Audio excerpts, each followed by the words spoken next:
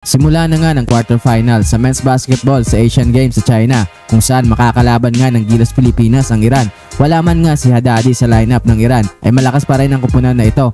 Kung manalo man nga ang Gilas ay may chance silang makalaban ang mananalo sa laban ng China at Korea, kung saan inaasahan na nga ng karamihan na China ang mananalo dito. Kaya hindi magiging madali para sa Gilas na makuha ang ginto ngayong Asian Games dahil kung makapasok man tayo sa semis ay China agad ang makakabangga natin. Sa first quarter ng laro ay basket kaagad para sa Iran, pero agad din namang nakasagot si Justin Brownlee ng back-to-back 3-point basket. Ilang segundo lang nakalipas ay isang 3-point shot ulit ang kanyang naipasok. Maagang naging mainit ang opensa ni JB, pero sa kabila naman ay agad din namang nakakabawi ang sentro ng Iran. Naging back and forth nga ulit ang naging opensa ng dalawang kupunan sa kalagitnaan ng quarter. Nagpaparamdam na din sa opensa si Scottie Thompson na nakakuha agad ng 8 points sa quarter na ito at maaga din niyang pinakita ang kanyang rebounding capability as a guard. Maganda din ang pinapakita ni Junmar Fajardo sa opensa lalo na sa ilalim kung saan umabot na nga sa 9 points ang naging kalamangan ng Gilas. Mainit pa rin nga sa opensa si Justin Brownlee patapos ang quarter kung saan ay pasok niya ang kanyang ika-4 na 3-point shot.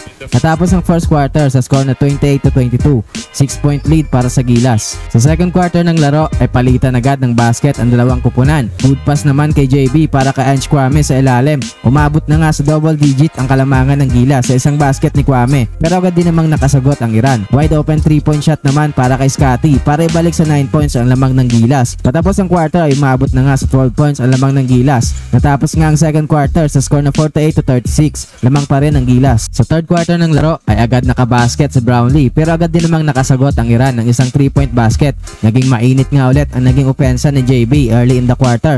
With 7 minutes remaining ay nagkaroon ng slam dunk si Junmar Fajardo kung saan na-hype nga ang bench ng Gilas dahil sa play na ito. Big run nga para sa Gilas sa kalagitnaan ng quarter para gawing 21 points ang kanilang kalamangan sa Iran. Patuloy nga ang pag-init sa opensa ni JB at Junmar. Isang 3-point basket ulit para kay JB kung saan ito na nga ang kanyang ikalimang 3-point basket. Tila nahihirapan na nga ang Iran depensahan si JB. Natapos ang third quarter sa score na 71-54, 17-point lead para sa Gilas. Sa fourth quarter ng laro ay palitan agad ng 3-point basket ang dalawang kupunan. Nagkaroon nga ng big run ng Iran early in the quarter para ibaba sa 6 points ang lamang ng Gilas. Bigla ngang uminit ang outside shooting ng Iran kung saan naibaba na nga ng Iran sa 3 points ang lamang ng Gilas sa kalagitnaan ng quarter.